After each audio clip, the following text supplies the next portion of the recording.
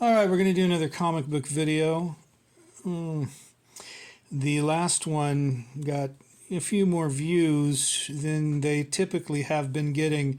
My most popular videos are the role-playing videos, it seems, or the mini-movie reviews, shorts.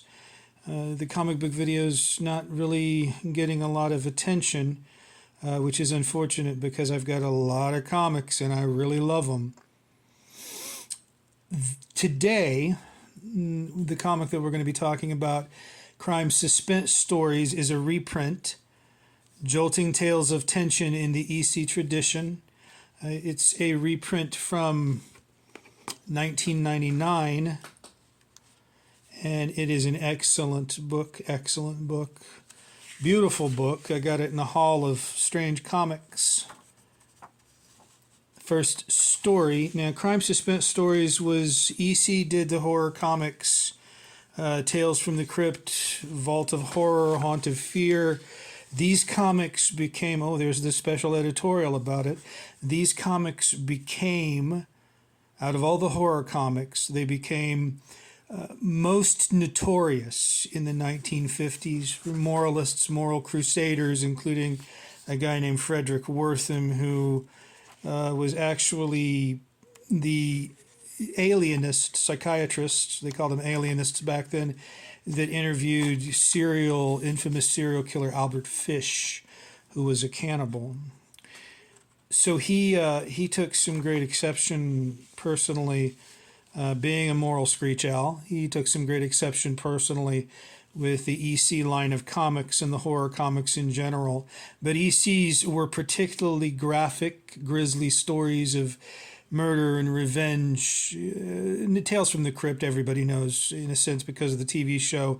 Everybody kind of has an idea of what that's all about. The EC Tales from the Crypt were a lot of revenge, zombies coming back from the grave, and a lot of violence. There was one where a woman's husband, a very fat woman, her husband cut her into pieces and put her in a giant box of Whitman samplers, that kind of thing. This was the EC originally started as entertaining comics before the son of the founder died in a boating accident. Turned it into entertaining comics and turned a profit, finally, selling horror comics, the Tales from the Crypt, the Crypt Keeper, Vault of Horror, and that kind of thing, the Haunt of Fear. But then they started turning more to crime comics. The heat was on with the censors and the scrutinizers of public morality. And there was a juvenile delinquent scare in the mid-50s. JDs, Marlon Brando, James Dean, and of course the real-life killers like mass killer Charlie Starkweather. Ed Gein also was a fan of horror comics and pulp magazines, apparently. Anyway, this issue features one really wonderful story called The Fixer, which I liked very well. You can see this young boy here, two men from homicide with little Billy. Little Billy's parents are dead. Billy is a little ragamuffin and his parents are poor people, really poor, and they are not treated well by the snooty Eisenhower era neighbors like these two women here that don't want them in their neighborhood. Well, the neighbors start to end up dead. Yeah. So somebody's killing off the neighbors, the neighborhood association. And while this is going on, Billy's dad becomes an alcoholic, or maybe was already an alcoholic. And his wife is the poor, long-suffering wife. At the end of it, the wife accuses the husband of committing the murders, and she comes after him or something with a knife, and then somehow he gets the knife away from her, but she accidentally gets stabbed and she dies. And so out of remorse, the husband grabs a pair of scissors and cuts himself in the neck and kills himself. And so both the parents are lying dead on the kitchen floor. So the cops, the homicide dicks here, they come and say, "Guess that wraps it up, eh, Dave? The guy saved the state the trouble. Come on, Billy. We'll have to take you downtown to the children's shelter." "Why? Why?" says little Billy. "Did Mommy and Daddy have to die?" "I was fixing things for them. We were going to be happy again." The two detectives exchanged quick glances. "Fixing things, Billy? How do you mean?" "All those other people, the people that were nasty and awful to us, Daddy wished they'd all be dead. I was fixing things. Now I killed them all for nothing." "Good Lord." So it's revealed tragically at the end that little Billy was actually the killer of the neighbors, the mean neighbors. Dead center, our next little disgusting crime bit here, sensationalist crime piece, Dead Center, is about that newfangled invention, the television, and a man who suspects his wife is cheating with another man that takes her to wrestling matches, although I don't know. I guess because he can't stand wrestling, he doesn't go with them. But he gets them seats because he wants to see on television if they're actually at the wrestling match or if they're, making the beast with two backs at a hotel room somewhere. And he looks on there in the wrestling match and he sees that they're not sitting in the seats that he got them. So when they come back, he's got a gun. And Arthur's got a gun.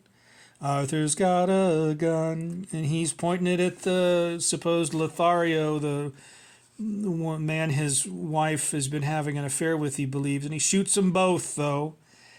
But then he finds out, watching the TV, that the wrestling match he was watching, where the seats were empty, and he thought they both the seats he bought them were empty, and he thought they were at a hotel room together, was actually a rebroadcast from Chicago.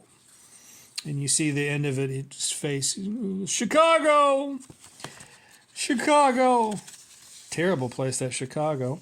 The Firebug is about an interesting story about a fire chief, a series of blazes in the city, and the fire chief breaks in with a detective or something and finds what they believe is the firebug, and then he kills the firebug, and curiously, he kills the firebug. They're right there, lying on the floor.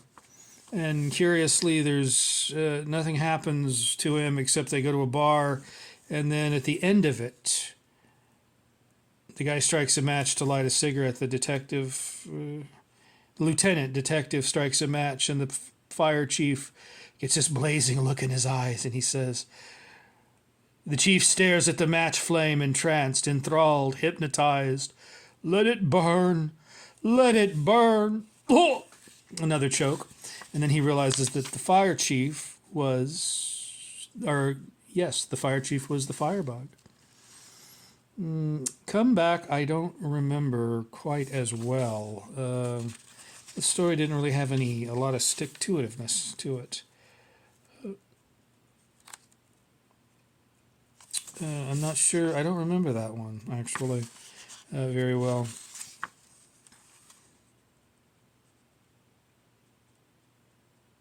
I'm curious. I know I read it.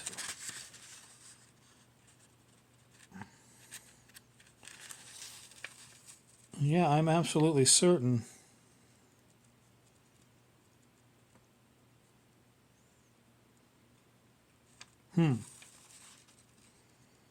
Most curious. Anyway, as you can see, the artwork here, very good stuff, very good stuff. Compared to the average horror comic of the time, AC was heads and tails above it. Horror and crime comics, thriller comics. Incredibly popular with the kiddies. Incredibly popular with young teenagers. Let's go ahead, though. There's a special editorial in this issue. An original editorial from the editors of EC talking about the comic debacle It says the problem: comics are under fire, horror and crime comics in particular, due to the efforts.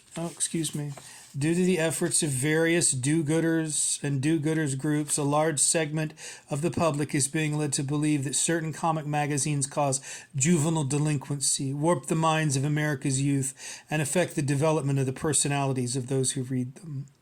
Among these do-gooders are a psychiatrist who has made a lucrative, that's Frederick Wortham.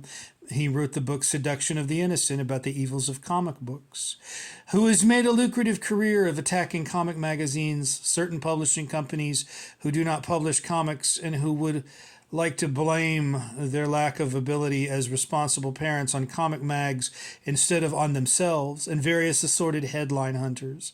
These people are militant. They complain to local police officials, to local magazine retailers, to local wholesalers, and to their congressmen.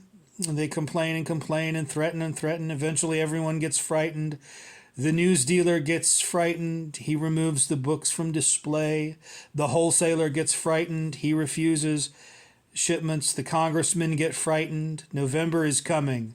They start an investigation. This wave of hysteria has seriously threatened the very existence of the whole comic magazine industry. We believe, your editors sincerely believe, that the claim of these crusaders that comics are bad for children is nonsense. If we, in the slightest way, thought that horror comics, crime comics, or any other kind of comics were harmful to our readers, we would cease publishing them and direct our efforts towards something else. We're not alone in our belief. For example, Dr. David Abrahamson, eminent criminologist, in his book Who Are the Guilty, says comic books do not lead to crime, although they have been widely blamed for it. In my experience as a psychiatrist, I cannot remember having seen one boy or girl who has committed a crime or who became neurotic or psychotic because he or she read comic books. A group led by Dr. Frida Kem, mental health chair, now this is interesting, chairman of the Illinois Congress of the PTA, decided that living room violence, whatever that means, living room violence has a decided beneficial effect on young minds, unquote. Chew on that one. Dr. Robert H. Felix, director of the National Institute of Mental Health, said that horror comic books do not originate criminal behavior in children. In a way, the horror comics may do some good. Children may use fantasy as stimulated by the comics as a means of working out natural feelings of aggressiveness. Okay, the rest of this, we also believe that a large portion of our total readership of horror and crime comics is made up of adults. We believe that those who oppose comics are a small minority, yet this minority is causing the hysteria. The voice of the majority, you who buy comics, read them, enjoy them, and are not harmed by them, has not been heard. What you must do. Unless you act now, the pressure from this minority may force comics from the American scene. It is members of this minority who threaten the local retailers, who threaten the local wholesalers, who have sent letters to the Senate Subcommittee on Juvenile Delinquency, now investigating the comic industry. It is time that the majority's voice be heard. It is time that the Senate Subcommittee hears from you, each and every one of you.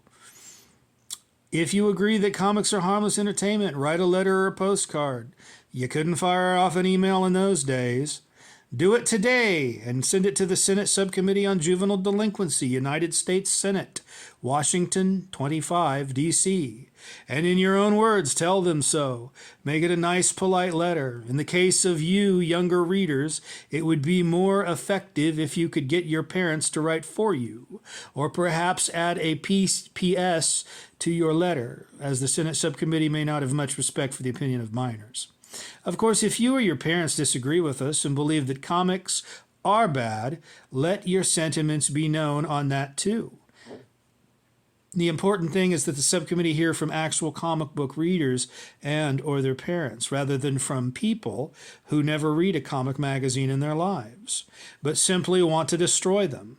It is also important that your local news dealer be encouraged to continue carrying, displaying, and selling all kinds of comics. Speak to him. Have him speak to his wholesaler. Wherever you can, let your voice and the voices of your parents be raised in protest over the campaign against comics. But first, right now, please write that letter to the Senate subcommittee. Sincerely, your grateful editors for the whole EC gang. The original special editorial, which ran in this and other EC titles, a reminder of the tenor of the times.